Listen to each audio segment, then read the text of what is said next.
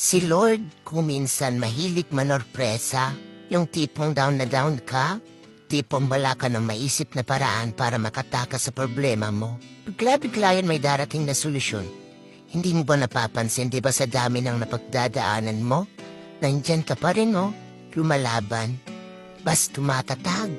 Kasi si Lord sa totoo lang, hindi yan ang iiwan. Lahat ng iyak mo, lahat ng hirap mo nakikita niya. At malay mo, bukas makalawa, susurpresahin ka rin niya. Yung tipong magugulat ka na lang, nasa yun na yung mga bagay na pinapalalamin mo lang dati, na hindi mo namamalayan na nasa tuktok ka na ng pangarap mo.